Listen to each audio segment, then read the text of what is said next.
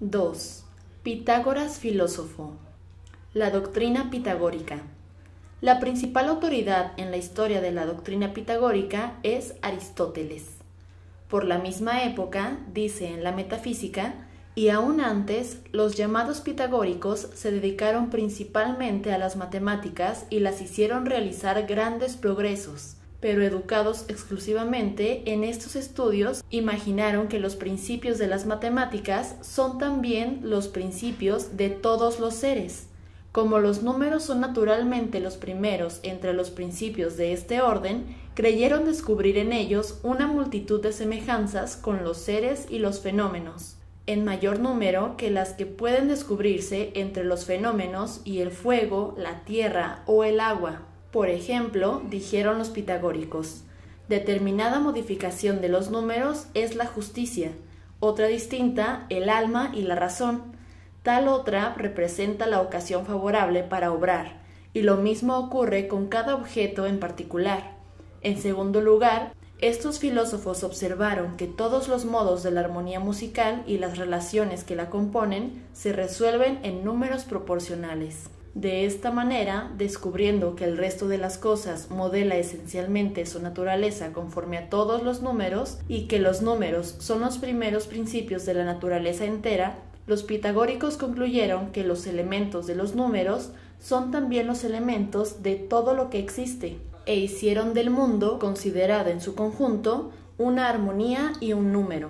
Después, tomando los axiomas evidentemente demostrables, cuando se aplican a los números y a las armonías, los acomodaron a todos los fenómenos y a todas las partes del cielo, así como al orden total del universo, que pretendieron encerrar dentro de su sistema. Aún más, cuando este sistema presentaba lagunas muy considerables, las llenaban arbitrariamente, a fin de que el conjunto quedase tan coherente y armonioso como fuese posible. Citaré un ejemplo. Según los pitagóricos, el número 10 es el número perfecto, y la década contiene toda la serie natural de los números. Partían de esto para pretender que debe haber 10 cuerpos que se mueven en los cielos, pero como no existen sino 9 visibles, suponían un décimo, que es el opuesto a la Tierra, la antitierra. Parece, pues, que los pitagóricos, adoptando el número por principio, lo han considerado como la materia de las cosas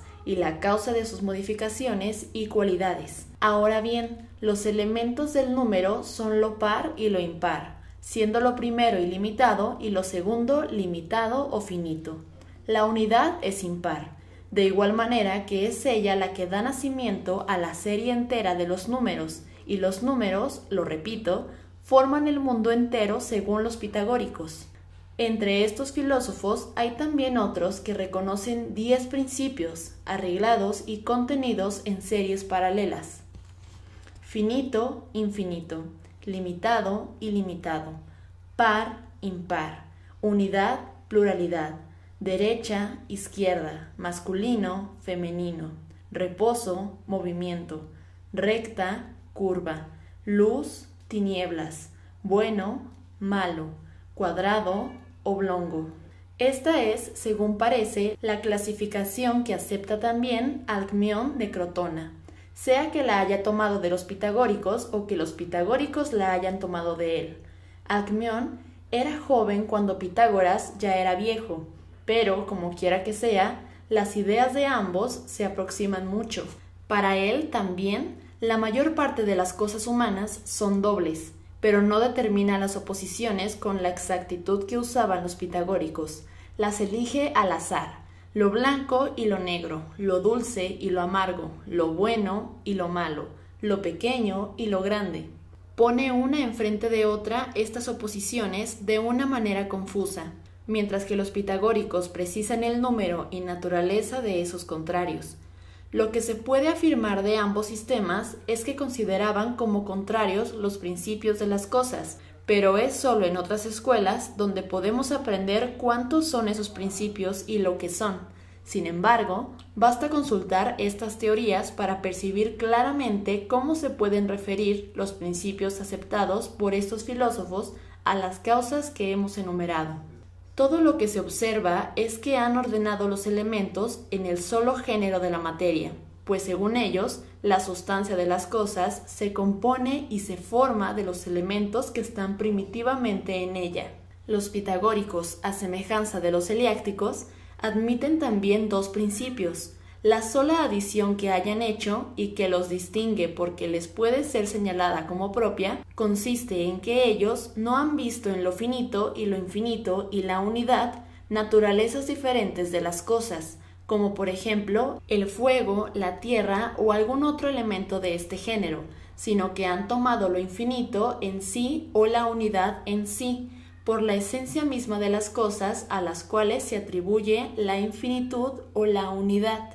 Es esto mismo lo que los condujo a hacer del número la sustancia de todo.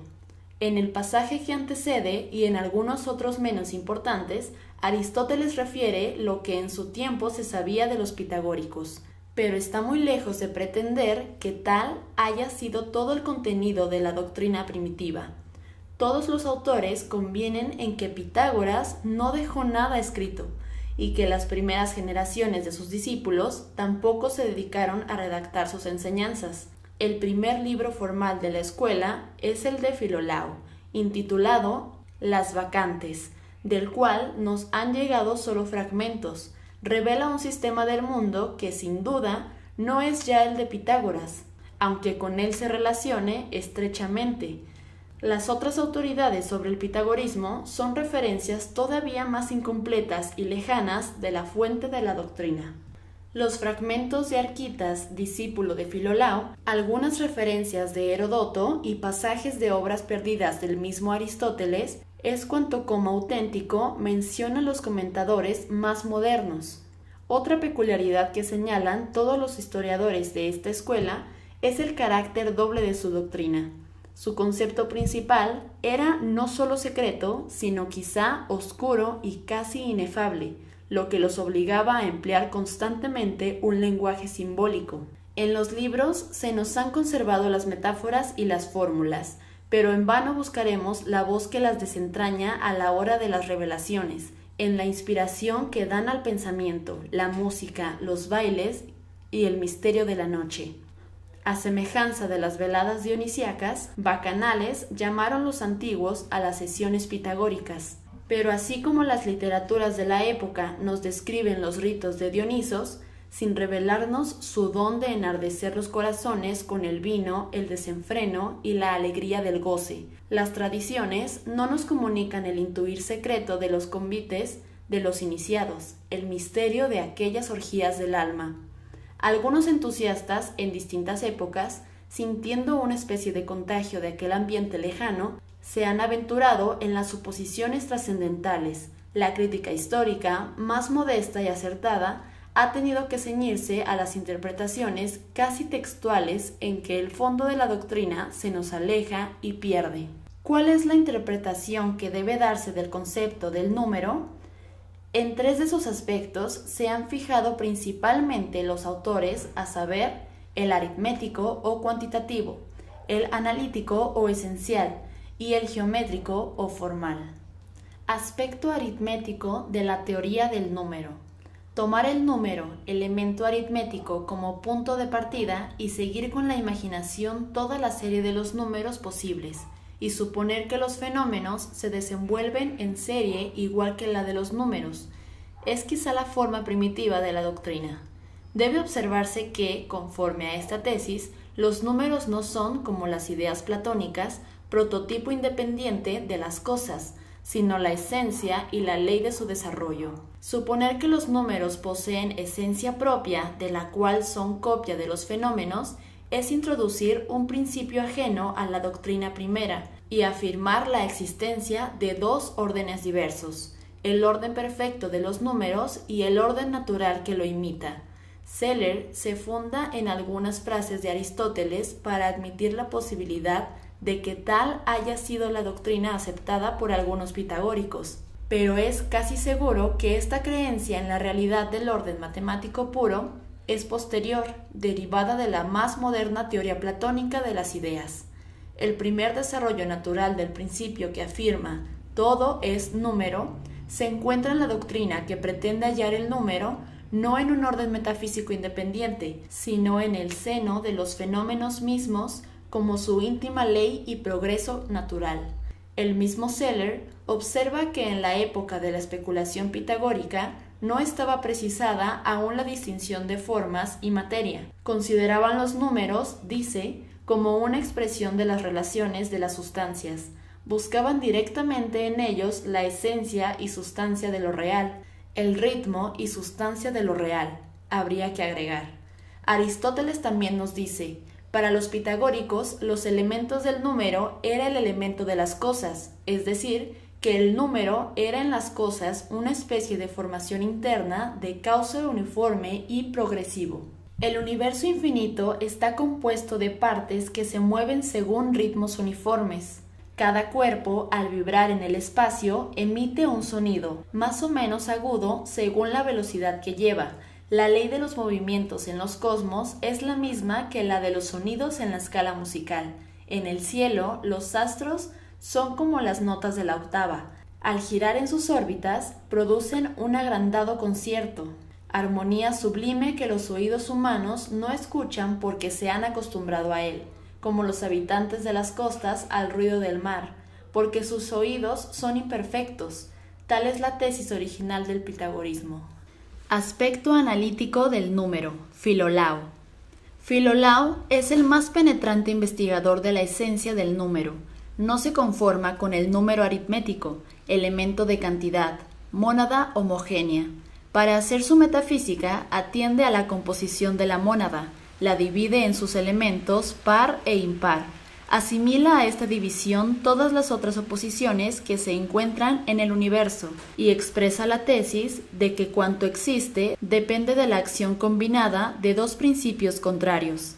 El uno es el principio de determinación, que hace que las cosas tengan un comienzo y un fin. Se denomina lo limitado. El otro es el principio de indeterminación, que hace que las cosas tengan término medio. Se llama lo indefinido. Nosotros solo podemos conocer lo que es determinado, lo que ocupa lugar. Todo objeto que ocupa lugar posee necesariamente principio, medio y fin. ¿Y cuál es el principio de la determinación? ¿Cuál la unidad? ¿Cuál es el principio de la indeterminación? El número 2, la dualidad. El elemento de todas las cosas es el punto. La esencia del punto es la unidad. 2 puntos determinan una línea, 3 puntos la superficie, 4 el sólido, y así como la unidad es la esencia del punto, la esencia de la línea es el número 2, porque se necesitan 2 puntos para determinarla. El símbolo de la superficie es el número 3, por la misma razón, y el 4 es la esencia del sólido, también la de los seres. 4 puntos determinan el sólido y 4 principios la vida, a saber, el encéfalo, la inteligencia, el corazón, afectos, el ombligo, vida vegetativa, y el órgano de la reproducción. Pero, al igual que la oposición, existe también en todas las cosas un principio de armonía, que da unidad a lo múltiple, que une los elementos disímbolos y los vuelve productivos. Con igual propiedad puede decirse que todo es número y que todo es armonía, puesto que cada número es una unión definida. La armonía de lo par y lo impar. La sustancia se compone de los contrarios, pero tiene como esencia la unidad de la armonía. Esta unidad no es ya el uno cuantitativo, sino el ser primero, el principio increado. Así es como puede decir Filolao. El número es el eterno principio de donde viene la serie eterna de las cosas mundanas. La unidad de Filolao ya no se encuentra en el conjunto de los movimientos armoniosos, en la ley progresiva del mundo con su serie de metamorfosis. Es la unidad de los eleátidos, el número total, fijo y absoluto. El aspecto geométrico.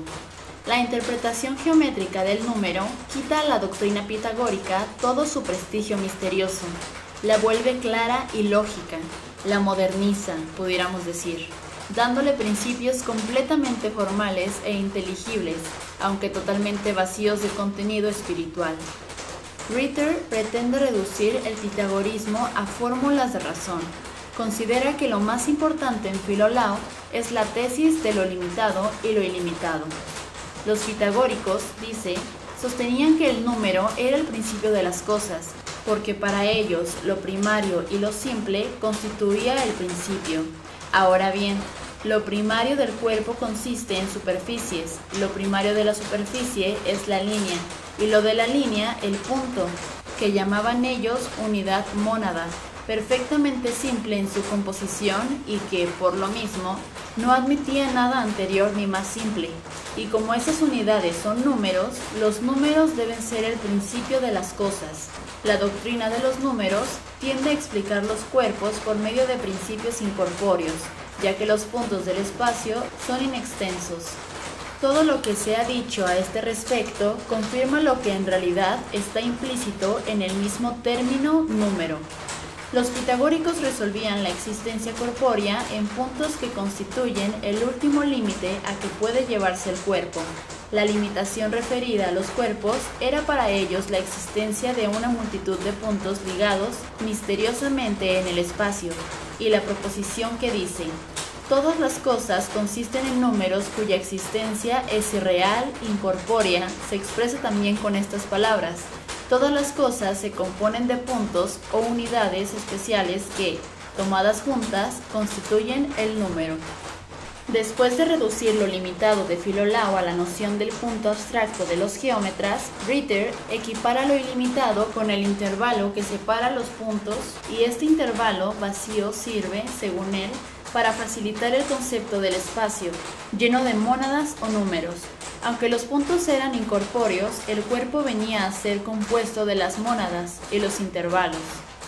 Mediante los intervalos se produce el cuerpo con sus tres dimensiones, a saber, un punto inicial, otro final y el intervalo en medio. Tal era la esencia del cuerpo. Esta teoría ingeniosa sirve a Ritter para ligar la noción de materia con la de forma, reduciendo lo corpóreo a elementos intelectuales, a espacio formal. Se nos hace inteligible, y el problema de la existencia de lo externo se confunde con el problema del conocimiento. Pero esta interpretación del pitagorismo no encuentra fundamento suficiente en los textos, según opinan Reinhold, Seller, etc., y por su intención misma debe considerarse como una tentativa de convertir en racionalista una doctrina que es, en su origen, esencialmente mística, en el verdadero sentido clásico de tesis que no puede mirarse ni expresarse con imágenes formales, sino que solo se percibe cerrando los ojos y abriendo el alma al rumor invisible. Seller, comentando las ideas de Ritter, observa que era fundamental en el pitagorismo considerar los cuerpos como número, y no los números como cuerpos. En lo corpóreo veían algo original que no pretendía derivar del número aritmético. La observación fundamental del sistema, agrega, es la que señala Aristóteles, a saber, que en el movimiento de las cosas externas observaron uniformidades expresables numéricamente, y de allí partieron para afirmar que todo es número. Enseguida, el estudio del número los condujo a la teoría posterior de lo par y lo impar, lo limitado y lo ilimitado. Suponer que la teoría del número se derivó de alguna hipótesis metafísica anterior, como la teoría de lo finito y lo infinito, etc., sería exacto si se tratase de escuelas naturalistas, no respecto de los pitagóricos. Por lo mismo, juzga Seller, que la teoría de Filolao acerca de los elementos opuestos que componen las cosas fue desarrollo y consecuencia de las observaciones primitivas.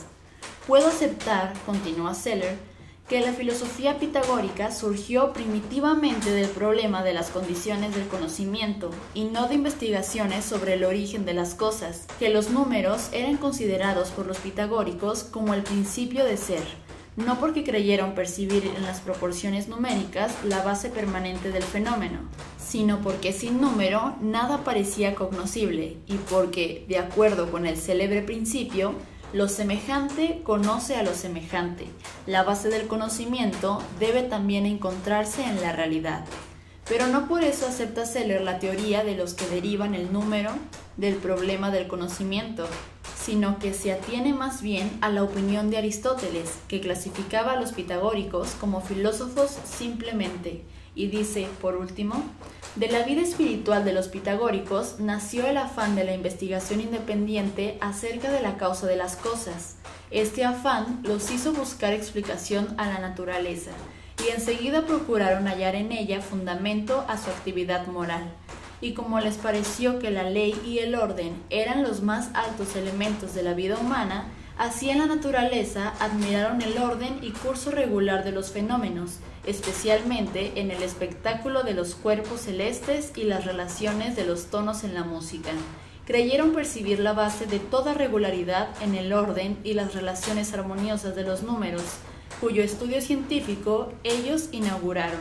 De esta suerte, por una derivación natural del pensamiento, llegaron a la conclusión de que todas las cosas en su esencia son número y armonía, pero la especulación de esta escuela es obra de varios pensadores y de varias épocas. La mayor parte de los autores convienen en que el punto de partida del pensamiento pitagórico era la observación de la naturaleza.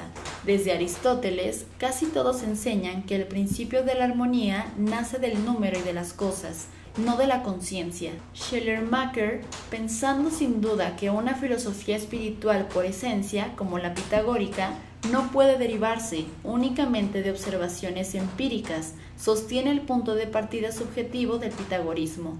Las matemáticas, ha dicho, son la parte técnica de la doctrina, pero su fondo es una tendencia ética, de la percepción de un orden y armonía en las acciones humanas. Pasó Pitágoras a la investigación de ese mismo orden en la naturaleza. Si no nos parece probable que una tesis moral haya sido el fondo del pitagorismo, el método escogido por Schleiermacher para juzgar la doctrina es indiscutiblemente el acertado. Los sistemas filosóficos rara vez se inventan como las leyes científicas, sumando un conjunto de observaciones. Son obra intuitiva, realizada con poder semejante al del artista. Para juzgar de ella es preciso colocarse en el estado de ánimo del filósofo creador, especialmente en la época lejana de Pitágoras. El filósofo no era todavía especialista, sino amante de la sabiduría entera. No se había recortado las alas con la dialéctica, interpretaba el mundo con la totalidad de su vida intensa. La determinación precisa de lo que es cuerpo y lo que es espíritu aparece mucho más tarde. Seller dice: ni el número de Pitágoras ni el uno de Parménides son esencia espiritual y distinta de lo sensible, como las ideas platónicas. Por el contrario, estos filósofos sostienen que las cosas sensibles son esencialmente número o una invariable sustancia. Número y ser son para ellos la sustancia misma de las cosas. Platón, con su teoría de las ideas, y Aristóteles, en su doctrina sobre la materia y la forma, crearon los elementos de un mundo abstracto, que más tarde la escolástica pretendió identificar con el espíritu. La conclusión fatal de esta absurda manera de pensar el mundo ha sido el dualismo insoluble de casi todas las filosofías posteriores. La mente desdobla el universo en dos órdenes opuestos, el cuerpo y el alma, la materia y la fuerza, y luego no puede, con su sola energía, volverlos a unir, y recurre entonces a las hipótesis mecánicas o al dogmatismo arbitrario, a San Agustín o a Leibniz. Todo este portentoso esfuerzo del racionalismo ha servido para definir el alcance y el valor de los juicios racionales, pero nunca ha logrado acaparar la actividad filosófica. Siempre ha tenido que luchar con la contracorriente de los místicos, de los inspirados verdaderos, que hallan en el mundo sentidos que no dan la fórmula de dialéctica alguna. El racionalismo se absorbe en el análisis y las consecuencias de la operación del juicio y desatiende el sujeto que produce el raciocinio y el fondo misterioso que en él queda revelado durante el más minucioso análisis mental. El misticismo atiende por entero al yo. Para el primero es capital la idea. Para el segundo, la idea es producto, reflejo de una entidad que es ella misma, la única evidencia, y parte de esa su evidencia para juzgar toda cosa. Un análisis serio de la conciencia nos revela dos clases de elementos: ciertos datos inmediatos, irreducibles, cualitativos, únicos, y una multitud de imágenes, recuerdos, ideas. Y si del fuero interno pasamos a la investigación del mundo, allí encontramos también al principio imágenes, percepciones, objetos asimilables de algún modo, ya por los sentidos o bien por la inteligencia. Pero si llevamos el análisis más adentro, si descomponemos el fenómeno material en todos sus elementos, si pretendemos desentrañar su esencia, nos encontramos ya no con ideas, ni siquiera con percepciones definidas, sino con elementos que muestran una curiosa analogía con los datos inmediatos de nuestra conciencia. Parece que al llegar al fondo oscuro de lo material, en vez de una naturaleza peculiar de las cosas, nos encontramos con nosotros mismos.